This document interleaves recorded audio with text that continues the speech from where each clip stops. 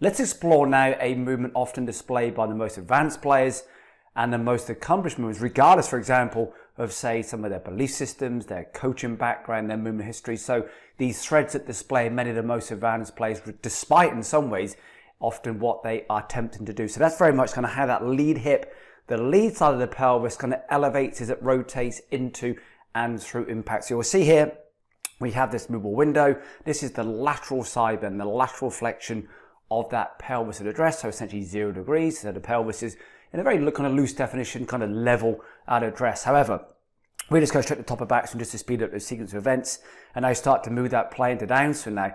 We'll start to see how much that kind of lead side of that pelvis, loosely speaking that lead hip, wants to elevate as they move into and then at impact. So we find impact here, for example, you'll see how that lead hip now has moved up or side bent, very much depend on what definition one wishes to use, is how much that lead hip has now moved up by 13 degrees relative to its start position. So often a movement which very much connects back to often the most advanced players is the idea of how much that lead hip elevates, often in response to the ground reaction forces, the lateral forces, the torques, in particular the vertical force being produced, is then a tremendous stimulus, a tremendous motivator then for that lead hip to move up. So let's now start to play with almost a reference we can use to very playfully encourage then that kind of lead hip to move up. So the concept being, if lead hip was the club face, how could you move the pelvis to best position the pelvis or best position that lead hip to find impact? So once again, that lead hip was the club face.